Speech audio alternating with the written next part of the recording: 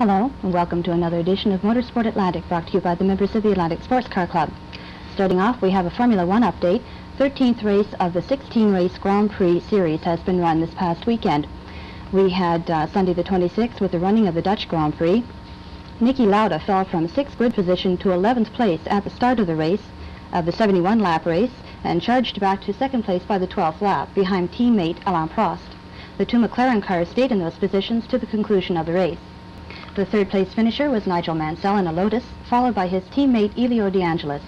Theo Fabi finished 5th in his Brabham, and Patrick Tambay brought his Renault in for a 6th-place finish. Other than Lauda and Prost, the only driver with a chance of winning the 1984 driving championship is Elio De Angelis. But he has to win all of the final 3 races, while Lauda needs no more than 2 points and Prost no more than 3. So as you can see, that is a very close finish. Even though he was second at Zandvoort, Lauda remains in 1st place in the driver's standings. This was the 9th win for the McLaren team this year, and that is a record. No other team has won that many races in 1 year, and as of this race, Team McLaren has won the 1984 Constructors' Championship. Before the Dutch Grand Prix, Ferrari, Lotus, and Renault had a chance to win, but following this race, no team can surpass McLaren now that they have 106.5 points. So that one seems already decided, but with 3 more races to go, lots can happen if you've been following it, and you'll be seeing a lot of it live on CBC, so please keep tuned for that. Now, locally, we have a few races coming up, or a few events coming up. This particular race weekend we'll be seeing at Truro a 4x4 event. Anybody who has seen that race or that event at Truro last year will recall it's a weekend event with both a rally on Saturday and a slalom and a hill climb or some sort of a sand drag on Sunday. Now, this will probably be of the same format, although we haven't heard otherwise yet. The rally being very difficult to spectate because, of course, it goes all through bogs and lakes and forests and such, but Sunday should be a lot easier to watch. Usually they have an auto slalom type event through the gravel pit in Truro, and they will be holding a sand drag or a hill climb if they can find a suitable hill with traction, all the required traction for Sunday. So if you're in the area, please drop in. You'll probably be able to see cars lined up on the old Trans-Canada again, the way they were last year, or hear the roar of the 4x4s as they go by. A few other events coming up for the long weekend over in PEI, if you happen to be planning a vacation over there. We're having a Spud Rally. Actually, it's organized by the Northumberland Motorsport Club. Spud Rally has been going on for quite a few years, and it's very well attended. We found that on that long weekend, lots of people went away to the island, so we decided to follow them and hold an event there and see if we can capture them. So if you're over on the island, please look up the Spud Rally. Now, the last race of the year at Atlantic Motorsport Park is coming up on September 15 and 16. That will see the final leg of the Miller Sprint Tire Series on Saturday morning as well. This is being very hotly contested. I think the tie for 1st place is being held by George Shepard in a Honda CRX and by Craig McDonald in a Camaro Z28. So as you can see, sometimes it's not just horsepower that'll get you around that track very quickly. So we will be able to decide as of this particular Saturday which one actually comes out on top. The rest of the weekend, it's actually an Iconicolor weekend, and as well being combined with our 10th birthday. Atlantic Motorsport Park is 10 years old, and I don't know how we've managed to do it, but I hope we can do it for another 10 as well. We're going to try and celebrate this one in a bit of a big way, corn boils, all sorts of get-togethers. If you haven't been to the track for a while, come up and see. There have been quite a few changes. We have washroom facilities, of course. We're updating those all the time, and you're trying to have more to offer with every viewing, with every race. A little bit of paint here and there can make a big difference. So come on up and help us celebrate our 10th birthday, this September 15 and 16. Of course, with all of this foolishness, we'll have car and bike racing as well, and practicing on Saturday, with Sunday afternoon being the time for feature races for both cars and bikes. Yeah. Now, we have for our show this evening a couple of gentlemen, both AMCRA members, AMCRA standing for Atlantic Motorcycle Competition Riders Association, and of course they're involved in all aspects of motorcycling, motorsport, and we're here tonight to discuss in particular motocross. We have this evening John Doherty, who is Vice President of AMCRA, and a member of AMCRA, Mark Green. Thank you very much for coming by tonight. We have maybe a lot of films on or slides on motocross that we'll be showing shortly, and that will probably give people a much better idea of what exactly motocross is. But could maybe you give a better definition, people thinking of just motorcycles on the road or on a paved road racing circuit, how that differs from motocross? There's a very large difference between any other form of motorcycle competition and motocross, with the exception perhaps of an enduro. Motocross bikes differ from road bikes in that they're not street legal. They're purebred racing machines that are designed only for competition on a closed track. They have no silencing systems, they have no lights, no capability of generating electricity to run any accessories. They're stripped for action, generally weigh under 250 pounds, very highly tuned engines, have about a foot of suspension travel at the front and the rear, and they're designed for crossing the worst possible terrain at the fastest possible speeds. They go very well through mud, water, slippery grass, any kind of hill, and are basically descended from casual trail bikes. About 15 years ago, when the Japanese manufacturer Yamaha started to make their DT1 250 trail bike, an awful lot of manufacturers in the United States started making accessory components for these to increase their performance, and it brought an awful lot more people out into the woods, riding woods bikes. As things developed, a lot of them turned to forms of competition, usually enduro riding, and with the influx of people into trail riding in general, motocross started to get the attention of an awful lot of these people and became a major sport in the motorcycle sport spectrum. Now I would have to say it's the most popular form of motorcycle competition in North America, with huge stadium motocrosses in the United States drawing spectator attendance in 60 and 70,000 range, and that occurs in Canada as well, in Vancouver and in Alberta and Montreal and Toronto. And this popularity has mushroomed in Atlantic Canada in about the last 5 to 6 years, to the point now where regular events down here are attracting in the region of 1,000 to 2 spectators per with a rider from 100 to 125 riders. So yeah, it's now a big part of the motorcycle competition scene in Canada.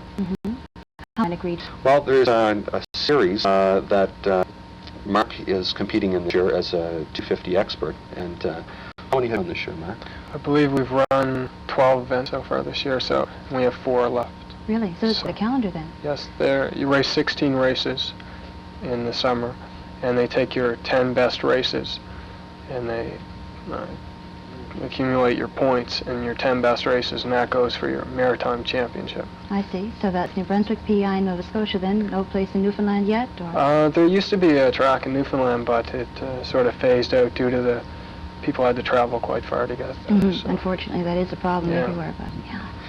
What classes of machines are run in motocross these days, Mark? Okay, today you race 80 cc's, and there's 2 different classes. There's A class and B class.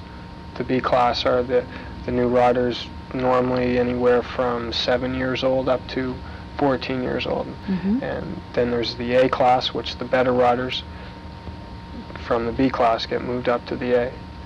And they run up into the ages of 16. And after 16, you have to move up to a 125, a 250, or a 500 bike. And in those categories, you have junior, senior, and expert. And age is no factor; it's all skill. So you start off in junior, and then once you accumulate enough points or win championships, you move up to senior, and then finally expert. So expert's the top class in the Maritimes. So how young could you start? I think you mentioned 7. Could you be as young as 7 and start? Yes, you could. Yes, in fact, there are a few kids out this year which are 7 and 8 years old, and it's a real treat just to watch them go around the track. It's moving up from the BMX bike and onto a motorcycle. Yeah. And of course, being an off-road machine, they don't have to be licensed. They have to wait till they're 16 in order to compete. That's right. Yeah. And there are provisions. There are other classes. There are other people they can compete against if they want to get started that early. Now, where are these other tracks across Nova Scotia, for instance? How many other places do you have motocross events in Nova Scotia? Okay, Nova Scotia, we race in Shubenacadie, Amherst, and Sydney in Cape Breton. And then in New Brunswick, we have a track in Moncton, St. John, and Edmundston. The Shubenacadie track, I think, is fairly new to the circuit? It's been around for 2 years, basically. And it's getting better every race, and hopefully for our next race on the 23rd of September, we're going to redesign the track and hopefully have a really good race date there. Do you have a lot of that going on? If you don't like a hill or something like that, you can just mow it over, or? No, basically you want more hills and you want lots of jumps. Most riders agree the more challenging the better. What would a normal track offer? How many jumps would you expect to see in one of the tracks in Nova Scotia? A normal track, you'd run around 10 to 20 jumps per lap, and lap times normally range from 1.5 minutes to 2 minutes long. And how many laps would you have to do during the course of a race? Okay, basically it's not on lap times, It's the amount of, like, you race 2 motos, and for juniors it's 15 minutes plus 1 lap, and seniors and experts you race 20 minutes plus 1 lap. So it's a time factor. It's not how many laps you do. I see. You take an awful lot of pounding out there for that period of time. Yes, you do. It's been stated that motocross is the second most demanding sport in the world. What do you have to have for equipment, for instance, to be just safety legal getting out there for the first time? Okay, so what you need a good pair of riding boots. Normally motocross boots, they come up to just below your knee. And motocross pants that have knee pads, hip pads. And then you wear a kidney belt, which you wrap around your waist, and it keeps your stomach tight, so it's good for your back.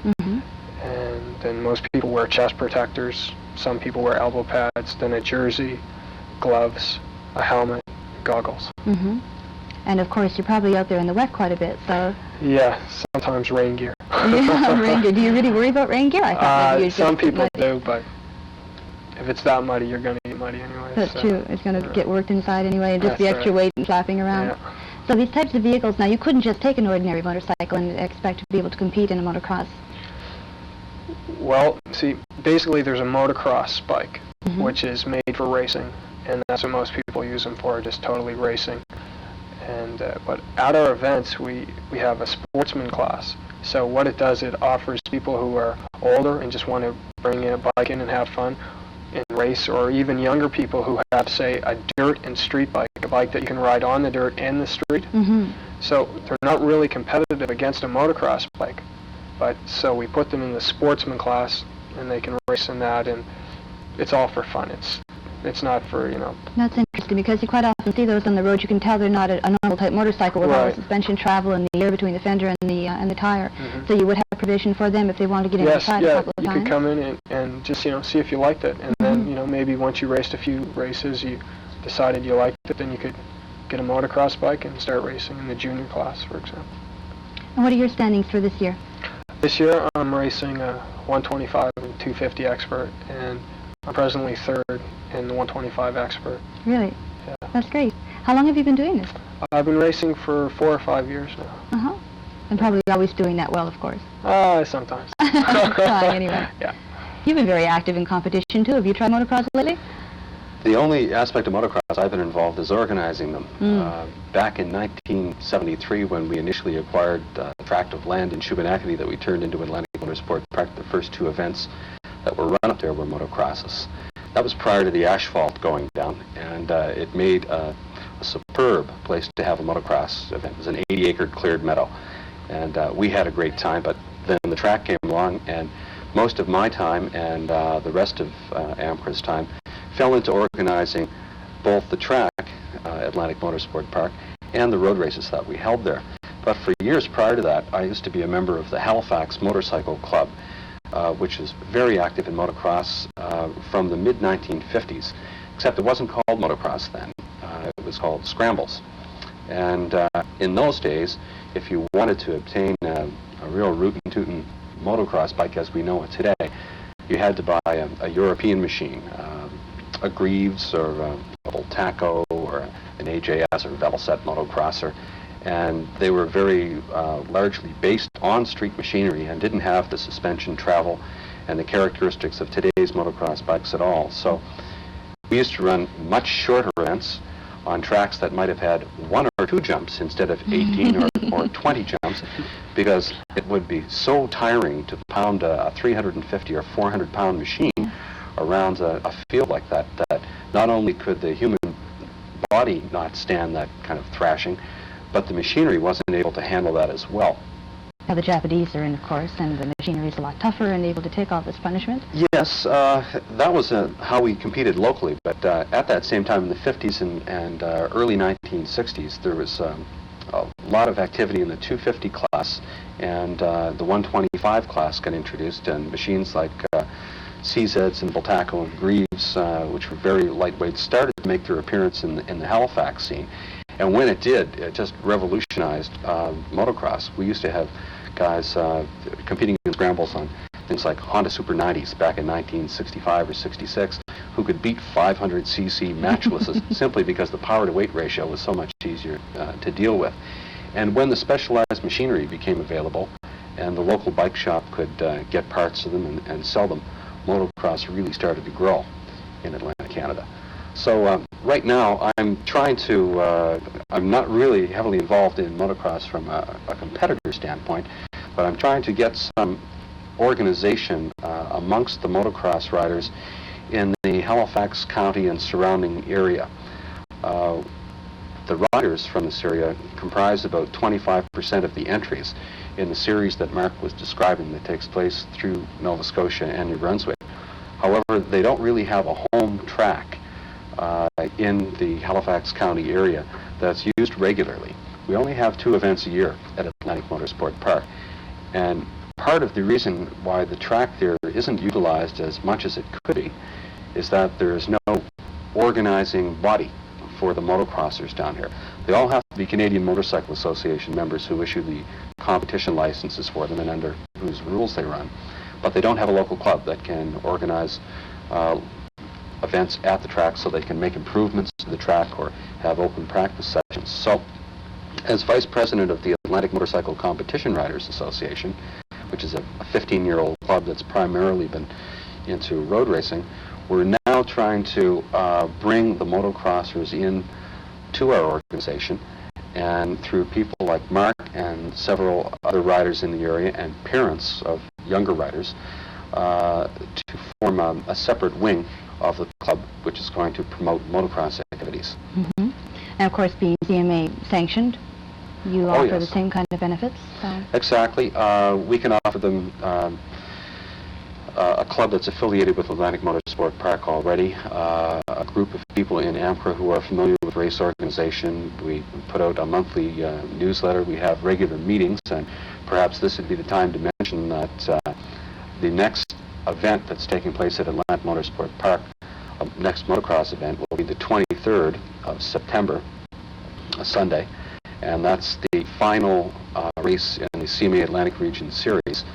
And on that day, if any motocross riders or fans are interested in helping us form this branch of the club to plan for a more successful season in 1985, they can certainly approach myself or Mark or several others who will be at the track on that day. And the following day, on the 24th, the Monday, there will be a general meeting of AMCRA that will take place on the 4th floor of the Sport Nova Scotia building down on Spring Garden Road at 7:30 p.m.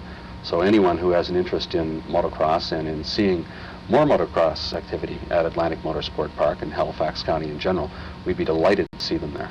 With such a facility as that, we should have more going on up there for sure. Yeah. The motocross end of it. Yeah. What about these slides now? I think maybe we should get on to actually seeing what some of these motocross bikes really look like. You can describe some of the action we're seeing here. We've got about 60 slides that were taken by Wally Hayes, who hosts a show on cable TV called Photography is Fun. Wally's an excellent photographer and a motorcycle enthusiast and a former car rallyist himself. Mark perhaps knows these people better than I, so I'll turn it over to him. That guy looks familiar. That's me, I think. Well, that's a good shot of you. This is a little bit of mud, which occasionally most people, like in some sorts of racing, people sort of dread on mud, but a lot of motocrossers, in fact, like mud. If you learn how to use it properly? Yeah. In fact, some people are considered mud specialists. They go better in mud, so. There's some of the wet weather gear I guess you were talking about. Yeah, that's just some rain gear to try to keep a little dry. Probably in practice. When it comes down to racing, most people just... I imagine the weather gear makes you sweat too much. Yeah, you get fairly hot. You see an awful lot of these bikes down here on their sides, and I know that a lot of people think, gee, man, those guys must be crazy going over 20 dumps and crashing all that time. But with all the protective gear, chances are you're not going to get hurt too much. And the speeds involved in motocross are not really all that high. How fast would a bike be going on a motocross track? Pretty well. The fastest you get going is around 60 or 65. And most of the time when you fall down is in a corner, say going 10, 15 miles an hour. Yes, that's right. So it's, the straightaways are fairly safe. It's the corners where most people fall down. You get to the corners as quickly as possible and hope not to crash there. Yeah. It's obvious to me that you have to be in superb physical condition to compete at a fairly high level in this. What kind of training do you go through, Mark, to make sure you're in shape? Well, basically, the big thing is to try to stay in shape over the winter by playing sports. Racket sports help a lot. Quick reflexes and Just playing, like, say, hockey and running. McDonald's only once a week and Yeah, things like that. basically, yeah. Try to eat good food. Uh-huh. The competition is fierce, too. Like, for a start of a motocross race, and I think we have some slides that'll come up and show a start, they line everybody up in one great big line, comprised sometimes of 40 riders in a particular class, and all funnel into the first turn. It's extremely competitive. Is there anybody that clearly dominates any of the classes, or is there generally quite a battle that rages throughout the year? For the start, well, basically this year we have a rubber band start. So a surgical elastic is pulled across the starting line and there's a flag that goes up, and then you have 5 seconds, and then the band releases. So you never really know when it's going to go. So it's normally pretty fair, and there's normally pretty well every race there's a different guy in the first corner. So the start would be very critical as to how you Here's the finish the start race. shot. It is very critical. There's the rubber band I mentioned. It's down by the wheels. Where would this track be now? This is in Riverglade, I believe, Just outside of Moncton. just outside of Moncton. Looks so professional. You think you're seeing something from Europe. Well, a lot of people would be very surprised. I think they expect to see a bunch of dust and dirt and kind of very relaxed, casual racing. But if you do go to any of the events around here, they do look extremely professional. The machinery that they're riding is not all that expensive. It's within reach. I would think that the most expensive bike at the track wouldn't exceed $3,000 in total cost, and that would be for about the most exotic piece of motocross machinery on the track. Here's a good sequence here of a guy having the great get-off. I should stop here and you can... Yeah, he's in a little bit of trouble right now. You notice the suspension was completely bottomed. But he has, full gear. Most of the riders follow very closely the activities of the professional motocross riders in the Canadian and American circuits, and have all the latest gear, the best of protective equipment. Take the sport very seriously, as any other athletes do in any sport, be it hockey or whatnot. And they put on a fiercely professional show.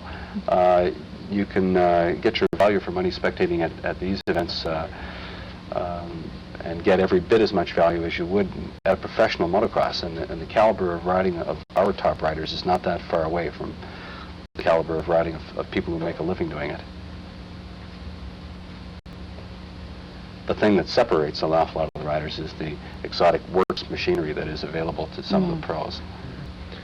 But in any form of motorsport, the motocross bike is very competitive to a works machinery. In fact, in the States, there's a lot of privateers. A privateer is a rider without any real formal type of sponsorship. Yes. And they've been known to beat factory riders on bikes worth $40,000. You can get that high with the factory team, can you? I thought maybe it still wouldn't cost that much to compete. No, most of the factory machines are pretty well handmade pieces, very light, very fast.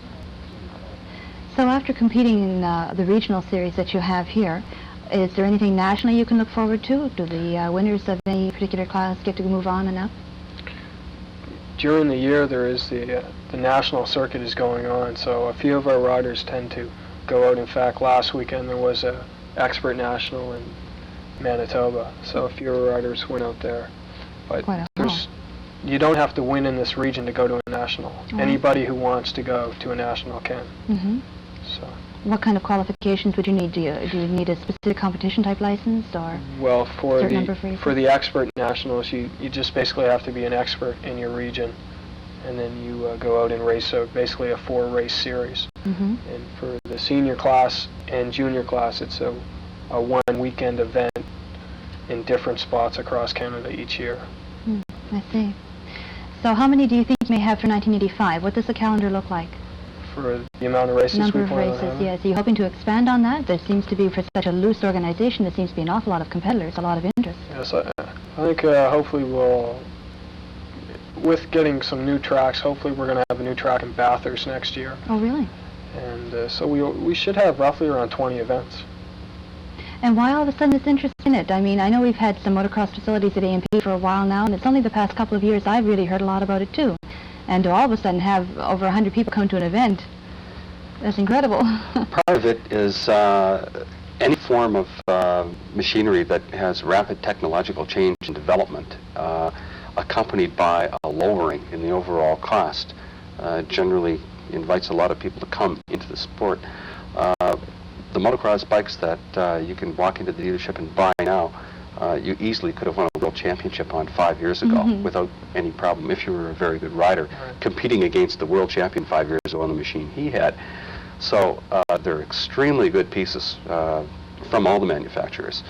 As well, there's a fair amount of support given to motocross by the motorcycle dealers themselves, and the national distributors quite frequently step behind it and pay what we call contingency money, which is prize money awarded to riders of a particular manufacturer's machine if they finish in the top 3. And if a rider is running in 2 classes and he's an expert, he could make $500–600 on a weekend. Definitely. With a pair of wins. So that certainly goes a long way to defraying expenses. Although it can be costly. You know, the more competitive you want to be and the more you want to race, the more components you're going to wear out. And when you see the riders flashing around there through 3.5 feet of mud and water and sand, all of these very abrasive materials create a lot of wear on tires, wheels, wheel bearings, chains, sprockets, and the engines, of course, themselves take quite a hammering. So the machines are made easier to work on every year, but they do have their limits, and cost can be a factor. As well, from what Mark described about the classes as well, also encourages more people to compete, because whereas years ago when I was going to scrambles back in the mid-'60s, it was kind of you run what you brung and everybody runs together, and naturally the guy with the good machine is going to trounce everybody every time, and it gets monotonous with the same guy winning. Show up, yeah. But the more people that get involved, the finer the sift, and there's classes for displacement and classes for rider skill. And a rider is able to see his riding progress, where he can come up through the ranks of his own class.